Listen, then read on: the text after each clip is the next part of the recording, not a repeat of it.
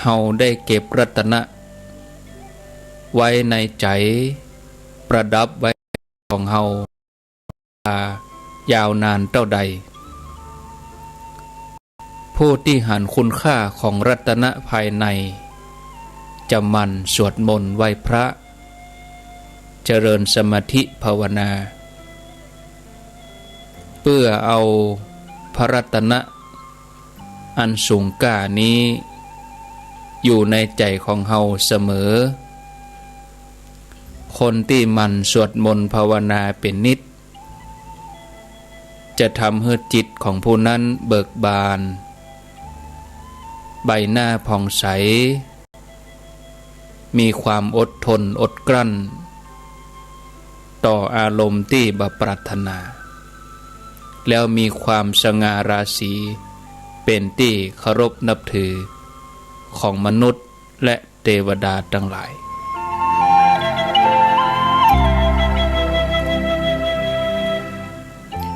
พระรัตนตรัยเป็นหลักชัยในพระพุทธศาสนาคือพระพุทธพระธรรมพระสงฆ์คนที่เข้าถึงพระรัตนตรัยผู้มีปัญญาจะดำเนินตามแนวทางที่องค์พระศาสดาพระสัมมาสัมพุทธเจ้าพระองค์ทรงวางไว้แล้วได้เข้าถึงความเต็มเปี่ยมของชีวิตอย่าให้เป็นผู้ที่ปลอดภัยบอกว่าภัยในโลกนี้แล้วก็ภัยในอบายภูมิตลอดจนถึงภัยในสังสารวัฏหรือว่าวัฏสงสารบัดเราแต่นั้นก็ประสบความสุขความเจริญรุ่งเรืองมีใจหนักแน่นมั่นคงมีความเลื่อมใสในพระพุทธพระธรรมพระสงฆ์เป็นที่มาแห่งกุศลอันนับประมาณบ่ได้ฉะนั้นผู้ที่มีใจผูกพันในพระรัตนตรัยพระแก้วเจ้าทั้งสามประการตลอดเวลามันสรรเสริญคุณของพระรัตนตรัยมีอานิสงส์ยิ่งใหญ่ได้บรรลุมรรคผลนิพพานความเลื่อมใสในรัตนตรัยนี้เป็นที่มาแห่งมหากุศลพระองค์ทรงตรัสรองรับไว้ว่าจะส่งผลให้เฮาบัดตกไปในอบายภูมิบ่ว่าจะเป็นภูมิของสัตว์นรกเปรตอสุรกายหรือภูมิของเดรัจฉานอันเป็นภพภูมิที่ต่ำความเลื่อมใสในวัตถุที่ควรเลื่อมใสก็สามารถทำให้เฮาปิดประตูอบายได้เพราะว่าพระแก้วเจ้าทั้งสามประการนั้นเป็นที่เปิ่งเป็นสรณะเป็นที่สุดของบรรดาสิ่งที่เปิ่งทั้งหลายในโลกนี้คนที่ยึดถือพระรัตนตรัยเป็นที่เปิ่งเป็นสรณะมีจิตที่ตั้งมั่นบ่หวั่นไหวในพระพุทธเจ้าในพระธรรมคำสอนในพระสงฆ์ผู้สืบทอดพระศาสนานับว่าเป็นชีวิตที่เต็มไปด้วยสาระเพราะสาระของชีวิตอยู่ที่การดำเนินชีวิตบนเส้นทางที่ถูกต้องดีงามในโลกนี้น้อยคนญาติโยมที่จะรู้ว่าตัวเก่าตกเป็นทาสของพญามารเหมือนกับหุ่นที่ถูกพญามารเอากิเลสมาสิงบ่ว่าจะเป็นความโลภความโกรธความหลงเอามาใส่ในความคิดทำมือเฮาคิดผิดอู้ผิดทำผิดเลยเกิดการเบียดเบียนกันคนน้อยนักญาติโยมที่จะเป็นผู้รู้ก็คือรู้ว่าตัวเองกำลังถูกกิเลสบังคับบัญชาอยู่แล้วก็หาทางที่จะหลุดพ้นสลัดจากกิเลสพ้นจากอวิชชาคือความบ่รู้คนที่รู้อย่างอี้เนี่ย ก็คือคนที่กำลังทำสงครามภายในคือปราบกิเลสในใจตัวเองเมื่อตัวเองหลุดพ้นแล้วก็ได้ปาสรรพสัตว์ทั้งหลายให้หลุดพ้นไปด้วยคนเหล่านั้นคือ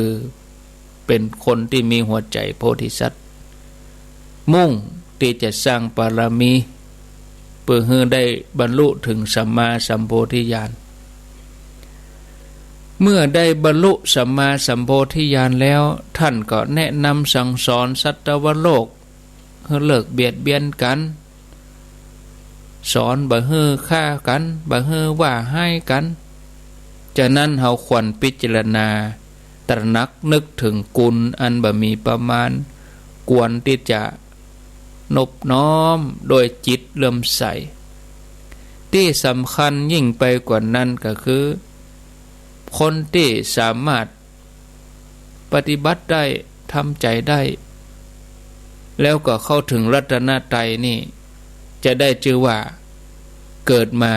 ชาตินี้บ่เสียชาติเกิดชีวิตบ่เป็นโมฆะเป็นชีวิตที่บ่ว่างเปล่าจากประโยชน์เป็นผู้ที่ยึดประโยชน์ถึงสองอย่างไว้คือประโยชน์นี้โลกนี้ดำรงชีวิตอย่างถูกต้องปลอดภัยประโยชน์ในโลกหน้าคือเมื่อละจากโลกไปแล้วก็ไปสู่สุคติโลกสวรรค์ประโยชน์สูงสุดก็คือการทำพระนิพพานให้แจ้งฉะนั้นท่านผู้ฟังพระรัตนตรัยพระแก้วเจ้าทั้งสามประการก็เลยมีกุลต่อเฮาต่อสรรพสัตว์ทั้งหลายเฮามาระลึกนึกถึงกุลของพระรัตนตรัยเป็นสรณะเป็นที่พึ่งนึกถึงเป็นประจำทุกขณะทุกลมหายใจวันนี้เจ้านี้ญาติโยมจะได้มาอู้ถึงเรื่องกุลของพระพุทธเนี่ยกุลของพระพุทธก็คือพุทธคุณนี่นะญาติโยมชีวิตของสมณะเป็นชีวิตที่สงบบ่มีการเบียดเบียนบ่มีการต่อสู้แข่งขันเป็นชีวิตของผู้ที่มุ่งในการที่จะสู้กับกิเลสเอามาต้องไปมัวสู้กับคนอื่นสู้กับกิเลสตัวเก่านี่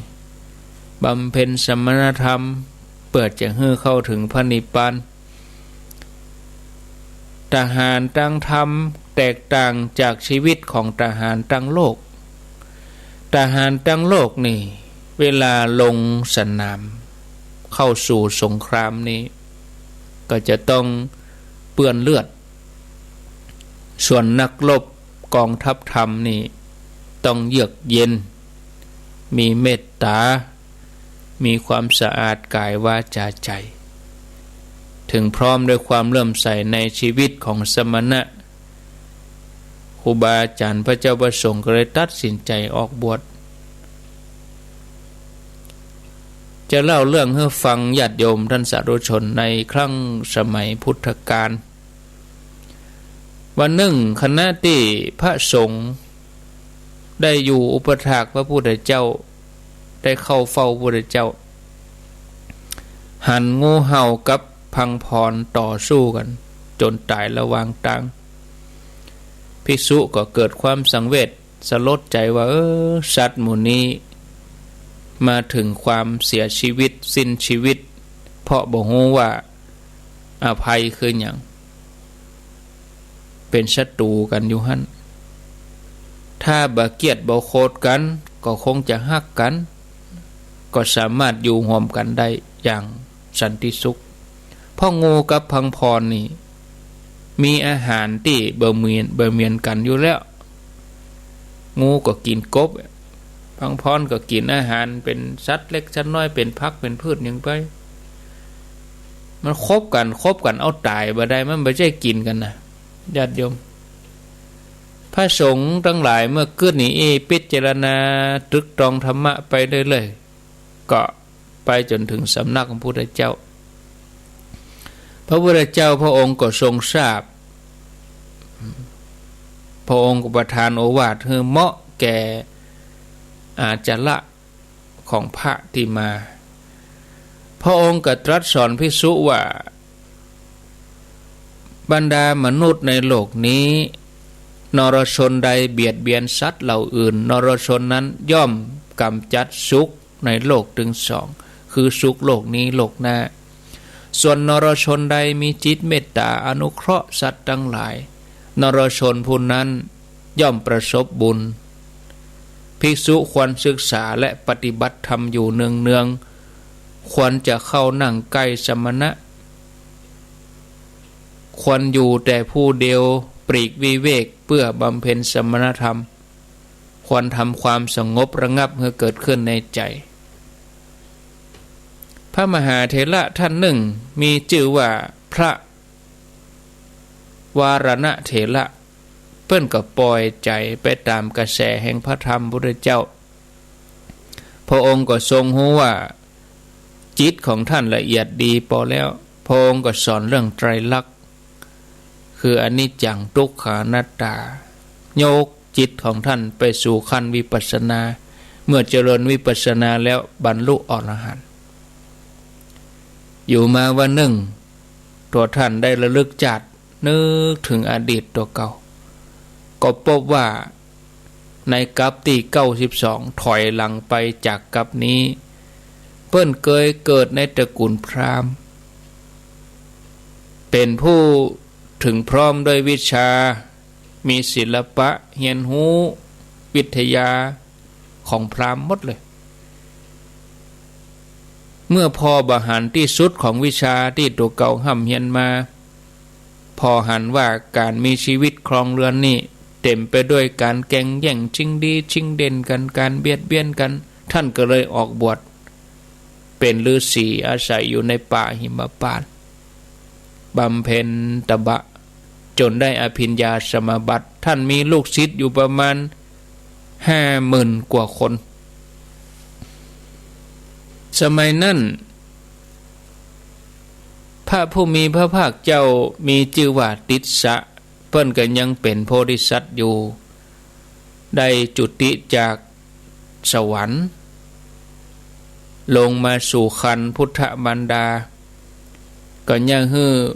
แผ่นดินไหวมหาปัทภีสั่นสะเทือนคนทั้งหลายหันเหตุการณ์นั้นก็ตกใจปากันเข้าไปหาพระฤาษีถามถึงเหตุการณ์ที่แผ่นดินไหวฤาษีก็บอกอันนี้เป็นบุพนิมิตแห่งการอุบัติเกิดขึ้นของพระพุทธเจ้าพระฤาษีก็บอกว่าแผ่นดินไหวครั้งเนี้ยเป็นเพราะผู้มีบุญมาเกิดพระพุทธเจ้าผู้ประเสริฐจักได้ลงมาอุบัติเกิดขึ้นในโลกพระองค์จะได้ตรัสบอกทางสวรรค์นิพพานแก่เจ้าโลกโลกจะได้เข้าถึงสันติสุขคนทั้งหลายได้ยินข่าวอันเป็นมงคลนี้แล้วก็พากันแตกตื่นพากันร่าเริงส่วนตัวท่านเองก็เกิดธรรมปิติตั้งแต่นั้นมาท่านก็เจริญพุทธานุสติมีพระพุทธเจ้าเป็นอารมณ์ตลอดโดยอานิสงส์แห่งความเลื่อมใสยังฮือท่านได้เวียนว่ายอยู่ในสุคติภูมิเรื่อยมามหาเถระได้บอกว่าในกัปที่92นับตั้งแต่กัปนี้ผ่านไปแล้วนั้นโดยอานิสงส์ที่ท่านได้พยากรณ์นิมิตไว้โดยการพยากรณ์นิมิตนั้นท่านบ่ฮู้จักทุกขติเลยอันนี้เป็นผลของการได้อุบัติเกิดขึ้นของพระพุทธเจ้าท่านผู้ฟังเขาจะหันว่าพุทธานุภาพเป็นอนุภาพที่ยิ่งใหญ่บ่มีประมาณนะอัปปมาโนพุทโธคุณของพระพุทธเจ้านี่เป็นเรื่องอาจินไตยเหนือวิสัยของคนเฮาเกินธรรมชาติเกินกว่าคนเฮาจะคาดเดาเพียงแต่เฮาทำใจให้เลื่อมใสก็เกิดอานิสงส์ยิ่งใหญ่มากมายไกลกองบ่ต่อแต่นั้นบุญก็ยังส่งผลให้เฮาไปสู่ทุกภพทุกชาติจนกว่าเฮาจะไปถึงที่สุดแห่งธรรมท้องทะเลมหาสมุทรอันใหญ่กว้างอันกว้างใหญ่ไพศาลลึกบ่มีประมาณเต็มเปี่ยมไปด้วยห้วงน้ำที่ไหลหลากมาจากทั่วทุกสารทิศ เจริญปนเจ้าอาการมาตรการเจ้านี่แม่จงดีเจ้าอ้าวว่าจะได้แม่เขาจะออกตังงานไม่สวยเนี่ยแล้วกันจะไปรอกันที่ไหนฮะโอ้แม่สวยแม่เขาไม่สวยว่ามันใกล้ว่ะไปทำแม่สวยแม่สวยแม่เขาก็ต้องเข้าวังเหนือก็ตัวหมู่เวียงเป้าไปอะกะได้ปะกันนะได้ปะกันนะแม่เขาต้องไปพุ่นเลยเข้าวังเหนือกับเข้าเมืองปานพุ่นเลยเนอะ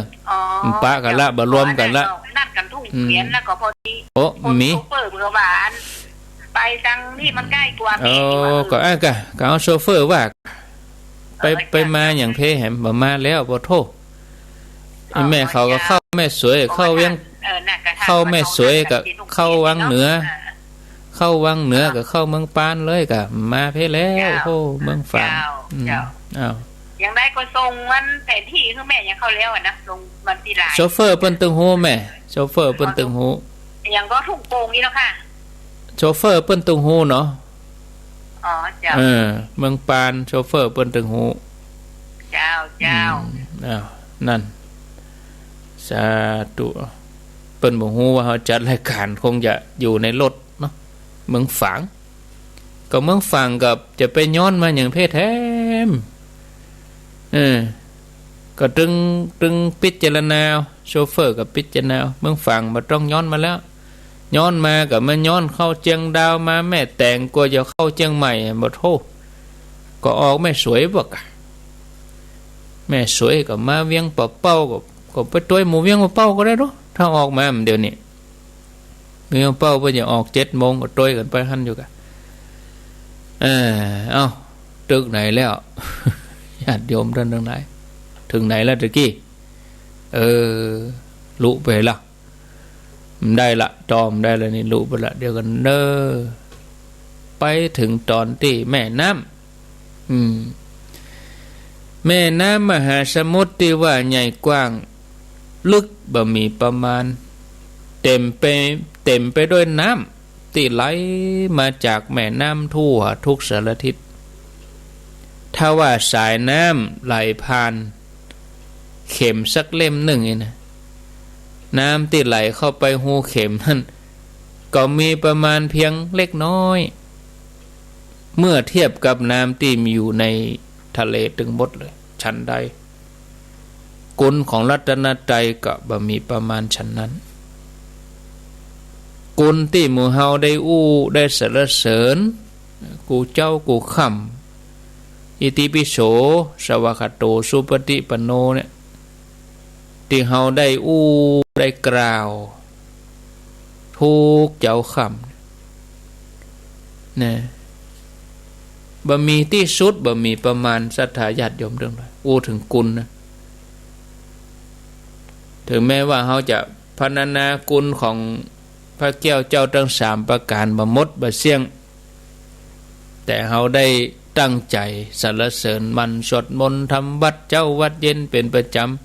ำทำโดยจิตเริ่มใส่ศรัทธาบุญอันบ่มีประมาณย่อมเกิดขึ้นกับเฮาตลอดเวลาฉะนั้นญาติโยมทั้งหลายเหมือนพระดำรัสพระองค์ทรงตรัสไว้ว่าเมื่อบุคคลเริ่มใส่รัตนตรัยอันเลิศคือเริ่มใส่ในพระพุทธเจ้าพระธรรมเจ้าพระสังฆเจ้า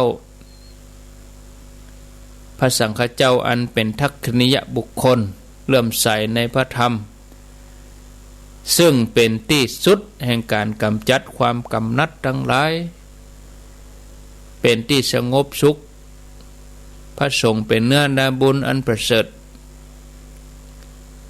บุญนี้จะเกิดอายุวันนะความสุขพละย่อมเกิดแก่บุคคลนั้นแม้จะบังเกิดเป็นมนุษย์หรือเทวดาย่อมเข้าถึงความเป็นเลิศในสถานที่นั้นจากที่ญาติโยมได้ฟังนี่ก็ขอเนาะจนจวนญาติโยมทั้งหลายให้มันสวดมนต์เจริญสมาธิภาวนาเจ้าค่ำญาติโยมเขาฟังวิทยุอาตมาก็รณรงค์เจิญจวนตลอดหลังญาติโยมเขาจะทำก็จะทำเมินท บะเมินอย่างใดก็แล้วแต่เอาความสะดวกสบายแต่ขอให้ทำเจ้าแรงเนี่ยขอให้ทำเพราะว่าจุดหมายปลายทางทุกชีวิตคือการได้เกิดมาเนี่ยเพื่อจะขัดเกลากิเลสเพื่อจะให้ลดกิเลสไม่ใช่มาเพิ่มกิเลสเฮาเกิดมานี่เฮามาขัดเกลากิเลสนะพระพุทธเจ้านี่เป็นต้นแบบของการขัดเกลากิเลสเฮาสังเกตว่าระหว่างที่เปิ้นสร้างบารมีพระองค์ยังทรงเวียนวนอยู่ในสังสารวัฏเป็นเวลาที่ยาวนานเกิดอันยังเป็นอันยังไปหมดเกิดเป็นอันยังหมดเลยพระองค์ก็บอกว่าชีวิตนี่มันเป็นทุกข์บอกว่าจะไปเกิดเป็นพญาเจ้าเมืองไปเกิดเป็นสัตว์ทั้งหลายมีเกิดพญาเจ้าเมืองพระองค์ก็ทรงสละสมบัติแสวงหาเส้นทางหลุดพ้นมุ่งสู่พระนิพพานบอกว่าจะเป็นชาติต่างๆเขาก็ได้ยินได้ฟังชีวิตของสรรพสัตว์ทั้งหลายล้วนมีความทุกข์เป็นพื้นฐานต้องแสวงหาสิ่งที่เปิ่งไว้อย่างเขาหนาวเขาต้องเสาะหาเครื่องอบอุ่นมาให้ผ้าตุ้มก็เสื้อก็เขาก็ต้องเสาะอย่างเพื่อให้เกิดความอบอุ่นของใจแล้วก็รู้สึกว่าตัวเองปลอดภัยอย่างที่ทำให้เขาอุ่นใจปลอดภัยนั่นคือกุลพระแก้วเจ้าทั้งสามประการแล้วบุญที่เขาทำให้เขาอุ่นใจแต่คนเขาส่วนใหญ่ยังหมูจักที่เปิ่งที่แตะเตื้อก็ไปเสาะหาที่เปิ่งอย่างอื่นที่มันนอกเหนือไปเปิ่งจอมปลวกไปเปิ่งต้นไม้ต้นใหญ่ไปเปิ่งต้นกล้วยอันนั้นก็ไปเสาะที่เปิ่งที่ยังถูกต้องปรากฏในคุตทกนิกายธรรมบทว่ามนุษย์จำนวนนักเมื่อถูกภัยคุกคามย่อมยึดเอาภูเขาป่าไม้เป็นที่เปิ่งแต่ที่เปิ่งนั้นบ่ได้เกษมบ่ได้อุดมเพราะบุคคลอาศัยแล้วย่อมบ่พ้นจากทุกข์ส่วนผู้ใดถึงพระพุทธพระธรรมพระสงฆ์ว่าเป็นสรณะที่เปิ่งนั้นแลเป็นที่เปิ่งอันเกษมเป็นที่เปิ่งอันอุดมเมื่อคนอาศัยที่เปิ่งนั้นแล้วย่อมหลุดพ้นจากทุกข์ทั้งหลายทั้งปวงพระแก้วเจ้าสามดวงรัตนตรัยเป็นที่เปิ่งเป็นแหล่งกำเนิดของความสุขที่มีอยู่ในตัวเฮาคู่คนเมื่อเฮาเข้าถึงแล้วเฮาก็มีความสุขรู้สึกปลอดภัยจากอันตรายใดๆบ่มากำกายฉะนั้นบุคคลใดปรารถนาความสุขความสำเร็จปลอดภัยในชีวิตปรารถนาความหลุดพ้นจากภัยในสังสารวัฏถ้าเฮาหมั่นนึกถึงรัตนตรัยคนนั้นย่อมสมปรารถนาเหมือนลูกบ่าวของคนโบะหลัวคนตัดฟืนก็เล่าให้ฟังก็คงจะพอดีกับเวลาที่เหลืออยู่นี้เกินชั่วโมงถ้าจบก่อนก็เปิดสายถ้าจบจับก่อนจับพอดีคงจะพอดีนะในกรุงราชคฤห์มีละอ่อนป้อใจสองคนนี่เป็นเพื่อนกันคนหนึ่งเป็นลูกของเจ้าพุทธนับถือพระพุทธศาสนาแถมคนหนึ่งนับถือศาสนาเป็นคนมิจฉาทิฐินับถือลัทธิอื่นนอกจากพระพุทธศาสนาคือมิจฉาทิฐิคือเป็นคนที่บ่หันถูกต้องตามทำนองครองธรรมนะละอ่อนสองคนนี่ก็ชอบเล่นกันเนาะเป็นหมู่กันเป็นเพื่อนกันคนที่นับถือพระพุทธเจ้าก็นึกถึงพระพุทธเจ้าตลอดเวลาโดยที่อู้ว่านะโมพุทธัสสะทุกครั้งที่จะเล่นจะยังส่วนละอ่อนแถมคนหนึ่ง ก็นึกถึงกุลเดรัจฉีที่มีมิจฉาทิฏฐิผลของการแข่งขันละอ่อนที่นับถือพระพุทธศาสนาชนะทุกครั้งละอ่อนที่นับถือเดรัจฉีเป็นคนมีมิจฉาทิฏฐิก็เกิดว่าเปื่อนเฮาคนนี้นึกถึงกุลพระพุทธเจ้าก่อนที่จะมาเล่นด้วยกันถึงชนะทุกครั้งเฮาจะต้องทำอย่างอันพ่องเขาก็เริ่มนึกถึงกุลพระเจ้าซึ่งเป็นการสั่งสมพุทธานุสติโดยที่เขาบ่ฮู้ตัวตั้งแต่นั้นเป็นต้นมาวันหนึ่งป่อของเขาได้เอางัวไปใส่ล้อเอาล้อออกบ้านไปเพื่อจะไปเสาะหลัวนอกเมืองก็ปาไปด้วยปาลูกไปด้วยไอ้น้อยนี่ไปด้วยเมื่อได้หลัวเต็มล้อแล้ว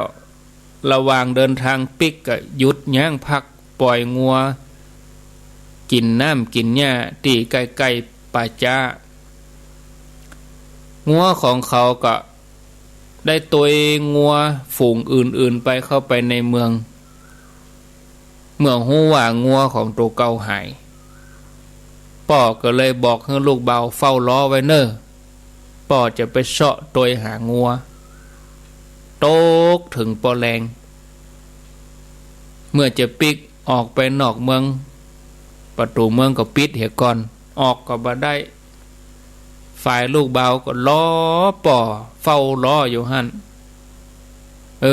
จนป่อใครหลับทีนี้ก็ลูกนี่ก็การเข้าไปนอนรับอยู่ปืนล้อปุ่นสมัยนั้นกรุงราชคฤห์เวลาเมื่อคืนนี่จะมียักษ์มากินคนเต็มไปโดยอมนุษย์คืนนั้นก็มียักษ์2 ตนเสาะกินอย่างตามป่าจ้ายักษ์ตนหนึ่งเป็นยักษ์สัมมาทิฏฐิยักษ์แถมตนหนึ่งเป็นยักษ์มิจฉาทิฏฐิยักษ์ตนที่เป็นมิจฉาทิฏฐิหันเซละอ่อนนอนรับอยู่ที่ปืนล้อเข้าไปจะไปยับละอ่อนกินเป็นอาหารส่วนยักษ์สัมมาทิฏฐิห้ามไว้แต่ยักษ์มิจฉาทิฏฐิบ่ฟังตรงไปลากเอาละอ่อนนี้ออกมาละอ่อนนี้ตกใจกรรมที่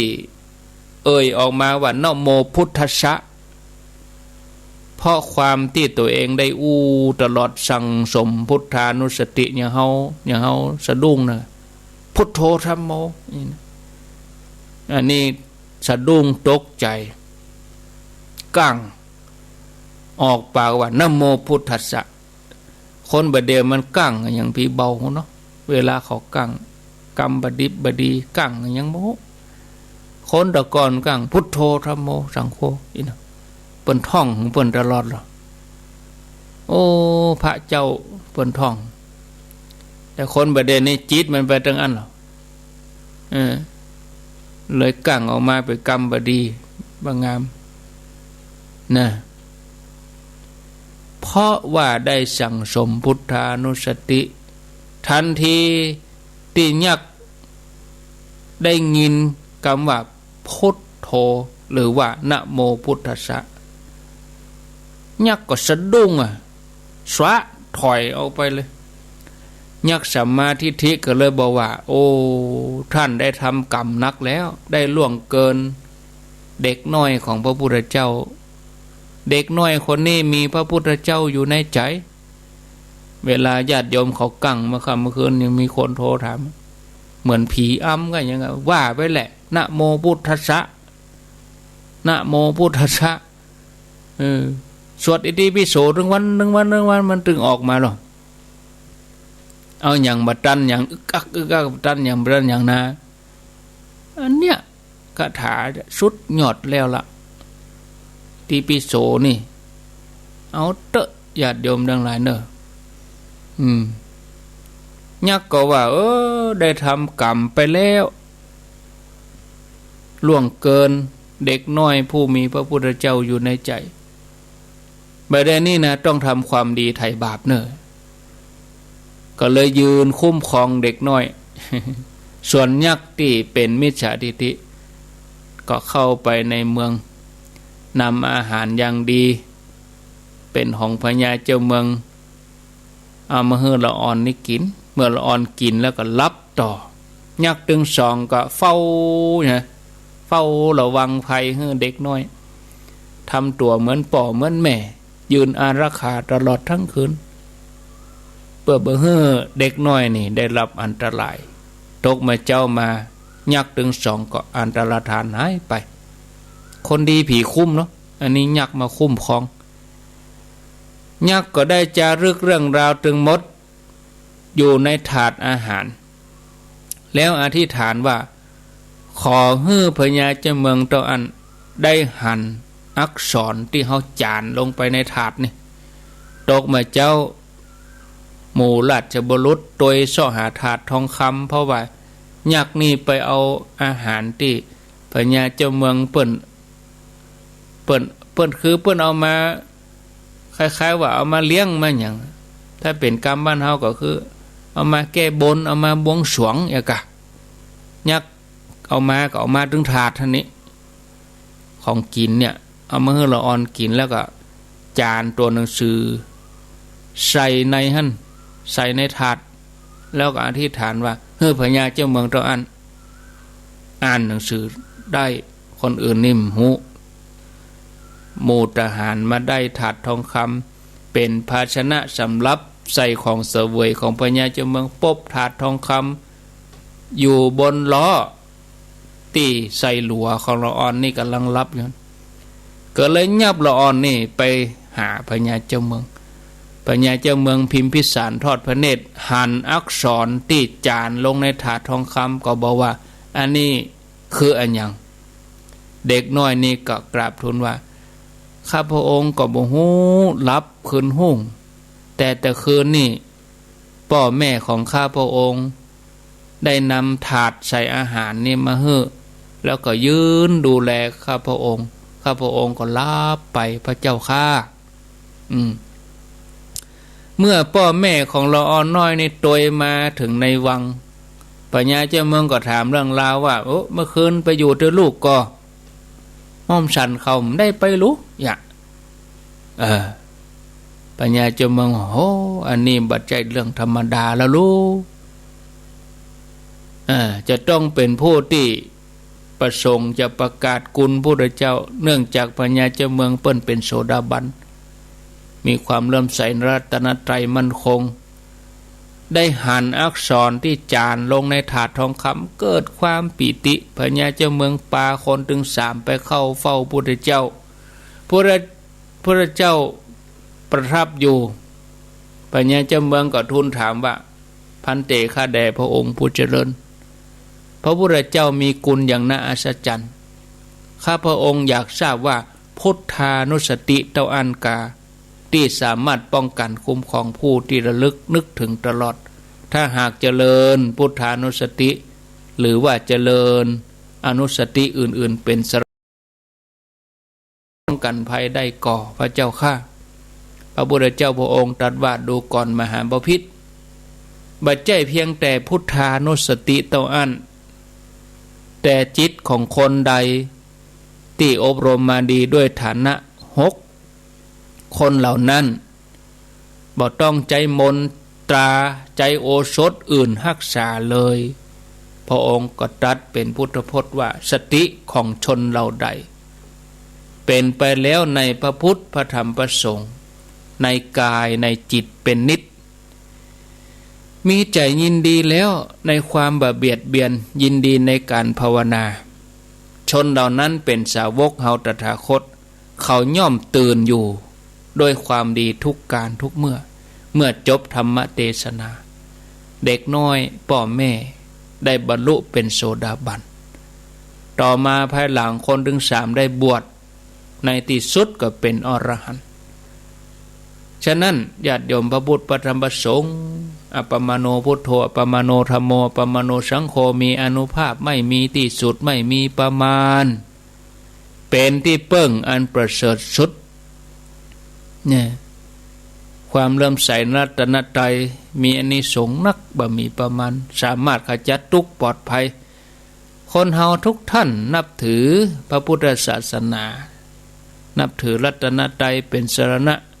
เฮาก็ควรจะระลึกนึกถึงเป็นประจำทุกเวลามหากุศลจะได้เกิดขึ้นกับเฮาทุกคนฉะนั้นเฮาทั้งหลายบ่ควรจะปล่อยเวลาให้ผ่านไปด้วยเปล่าประโยชน์เห่งประพฤติปฏิบัติเพื่อเข้าถึงธรรมะขององค์พระสัมมาสัมพุทธเจ้าอันเป็นแกนสารของพระศาสนาเข้าถึงพระรัตนตรัยพระแก้วเจ้าทั้งสามดวงทราบซึ่งในกุลของพระรัตนตรัยเฮาจะได้ชื่อว่าเป็นผู้ที่บ่ประมาทในการดำเนินชีวิตฉะนั้นญาติโยมท่านที่อยู่ก็ดีท่านที่จะไปก็ดีเวลาไหนเหมาะสมก็ไหว้พระหาโอกาสสวดมนต์เนาะอยู่บ้านเราก็อธิษฐานจิตไหว้พระสวดมนต์อนุโมทนาบุญโดยเปิ้นดีคนที่ไปรินไปตานคนที่ไปก็ตั้งใจนั่งรถป๊บก็ไหว้คุณพระคุณเจ้าจะไปเมาอู้อย่างอื่นเตื้อจะไปมัวเมาเอาเรื่องเล่าไร้สาระเฮฮาปาร์ตี้นั่งรถป๊บก็ไหว้พระไหว้เจ้าสวดมนต์เหตุก่อนสวดมนต์สักกรรมหนึ่งเดินทางไปสักเกิงต่างทำสมาธิเงียบปิ้งเสร็จแล้วอย่างอื่นก็อู้กันไปใบใจนั่งรถมาแล้วป๊บแล้วครบแล้วบ่อู้หันอู้นี่ทำให้จิตนั้นบัดสงบครบป๊บคนใดคนหนึ่งเป็นต้นเสียงเดี๋ยวเขานั่งรถเขาเนี่ยกันนี่เขาครบแล้วบ่สวดมนต์ก่อนเนาะอรหังสัมมาสวากขาโตสุปฏิปันโนอิติปิโสสวากขาโตสุปฏิปันโนว่าครบหมดแล้วก็ทำจิตนั่งเบาะไผ่เบาะมันสงบสักบึดหนึ่งเดินทางไปสัก3-4-5 กิโลแล้วก็ก้อยอู้จ่าปราศัยอย่างอื่นอันนี้เป็นธรรมเนียมของเคลื่อนสีขาวเวลาเดินทางถ้าเดินทางไปรถทัวร์นี่อาตมาเขาจะทำวัดเจ้าถ้าเข้าบ้านค่ำก็ทำวัดเย็นเป็นอย่างนี้ญาติโยมเขาอยู่ในรถก็เหมือนกันเอาไหว้พระให้ก่อนเนาะมันนั่งไหว้เบาะไผ่เบาะมันบ่พร้อมกันว่าในรถไปเลยอรหังสัมมานี่ว่าไปเลยอิติปิโสภะคะวาว่าไปเลยสวากขาโตสุปฏิปันโนอันนี้คุณพระพุทธพระธรรมสงฆ์จะปกป้องคุ้มครองรักษาเฮาปลอดภัยคนอยู่บ้านก็อยู่ดีสบายคนไปก็แคล้วคลาดปลอดภัยเอาแล้วเนาะญาติโยมตอนนี้ก็ตี 4:48 นาทีเหลือเวลาแถม12 นาทีเปิดสายให้สักหน่อยก็นึกว่าบัดตันอยู่เนาะ0998366322เนาะโทรมามาจ๋าโทรมาเลยกันนี่ญาติโยมจะสนทนาจ๋าก็ขอเจริญปอนเนาะแจ้งผลการรับฟังไผจะสนทนาถามปัญหาก็คงตอบบัดตันเนาะเป็นว่าโทรมาอนุโมทนาก็ได้แจ้งผลการรับฟังก็ได้อยู่แห่งโหนตำบลใดจอกใดแจ้งใดก็ขอเจริญปอนเนาะหมายเลข0998366322ก็เดี๋ยวเปิดโทรศัพท์เสียก่อนเดี๋ยวกันเนอะตะกี้นี้ปิดไปก็กลัวเวลาตะกี้ก็เหมือนกลัวญาติโยมเขาจะโทรแทรกเข้ามาอย่างค่ะ เลยปิดอย่างค่ะเนาะช่องที่2นี่ดีบ่มีขาดจังหวะเปิดสายเปิดโทรศัพท์เรียบร้อยแล้วโทรมาจากันสนทนากันที่เบอร์0998366322เจริญปอน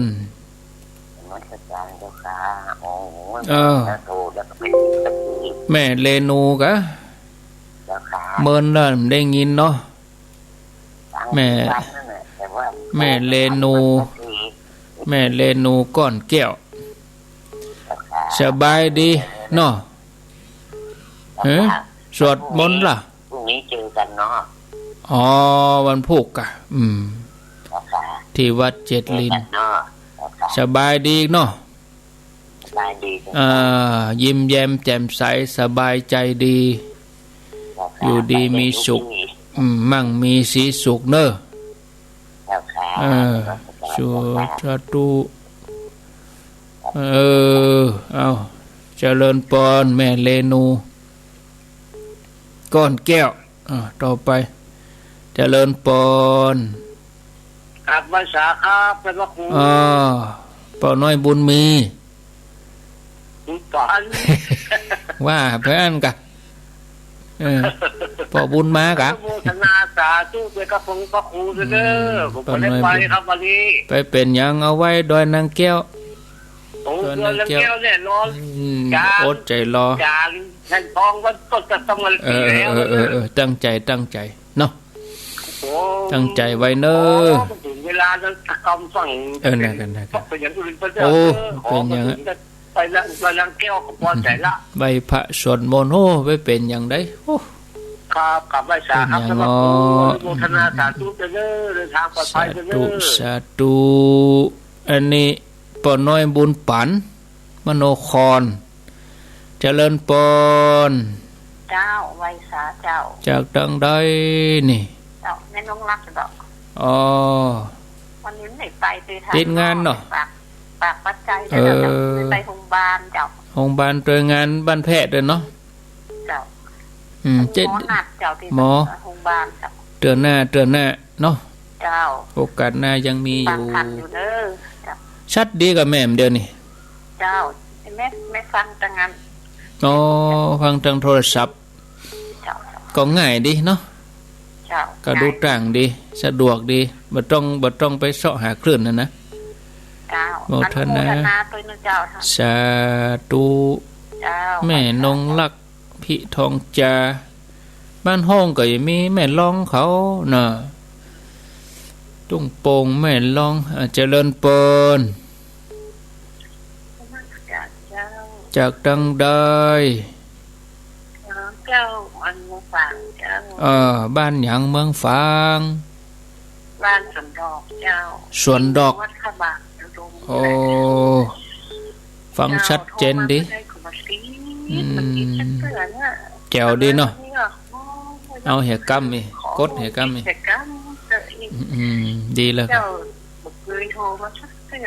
โอ้วันนี้วันแรกทุกวันเลยเจ้าดีแล้วกัน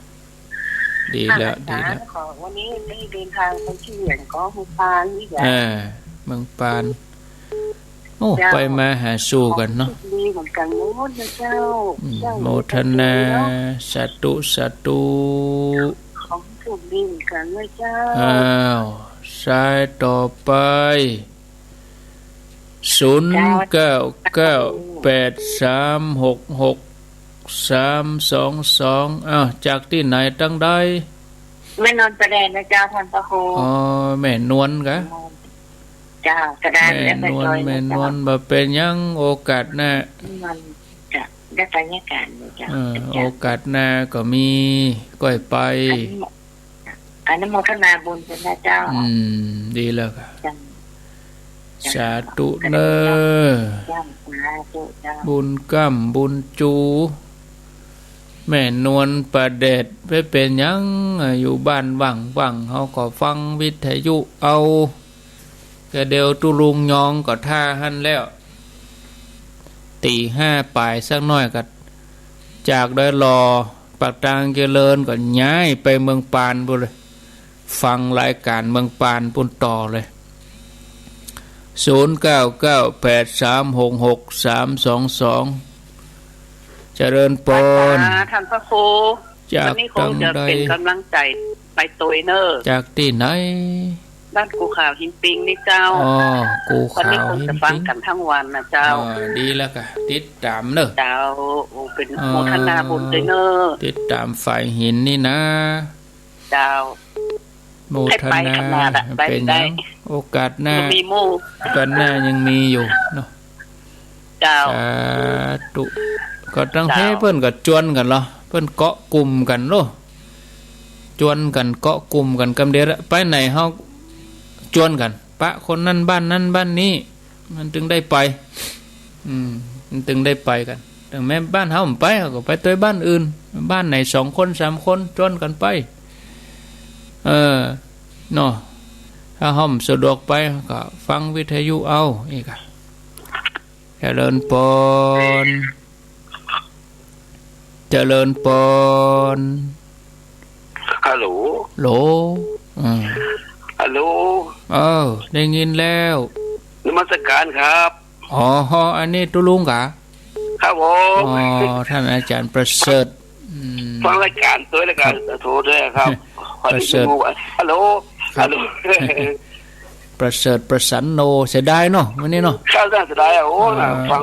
เสียดายเป็นยังฝันหันเขาเป็นยัง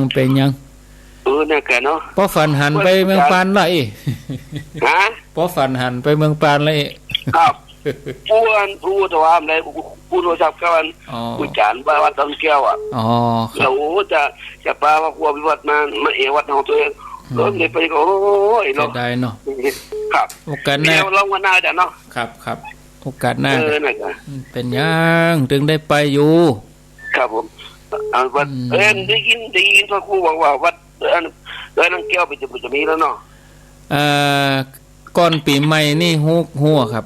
ก่อนเมษานี่นะก่อนเมษานี่หูเรื่องเนาะครับแต่นี่ก็เปิดเพลงไปเรื่อยๆนะได้กันโอ้ดีเปิดเพลงไปเลยครับเนี่ยผมจะเริ่มมีนานี่จะเริ่มแล้วกันมีนานี่จะเริ่มรณรงค์จะเริ่มปูปื้นเปิดเพลงไปกันน่ากันนะคุณเขาเริ่มตั้งแต่นี้ครับครับผมไว้สาเข้าใจนะครูอาจารย์เนอะครับสาธุฟังไปโทรไปครับเดี๋ยวก็ฟังตุลุงยองปุ่นปะนอนปุ่นครับแค่นอนปุ่นนี่ตุลุงเสดอาจารย์ประเสริฐประสันโนอยู่บนดอยสุเทพปุ่น0998366322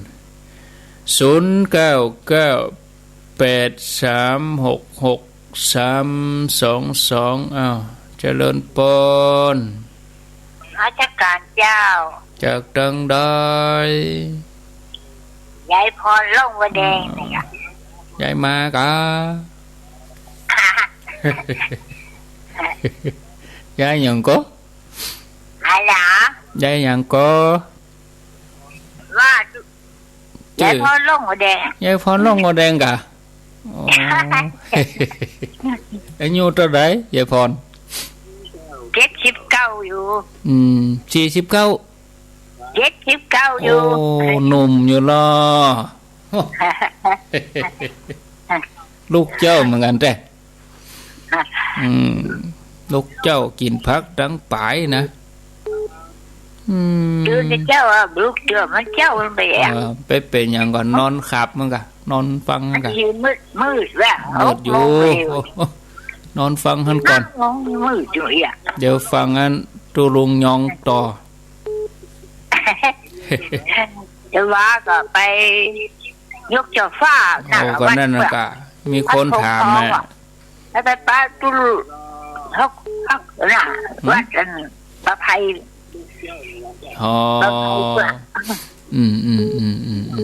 ดีแล้วกะตาไทยบ้านห้วยบ่อทองห้วยบ่อทองนะเจ้าเนี่ยกาย้ายพอละแสดงว่าเปิ้นฟังเนาะแสดงว่าเปิ้นฟังรายการอยู่นะยินดีเนอะยายพรเจ้าสาธุก็อาจารย์ไพฑูรย์มหาลาโภศูนย์ปฏิบัติธรรมได้หล่อเนาะ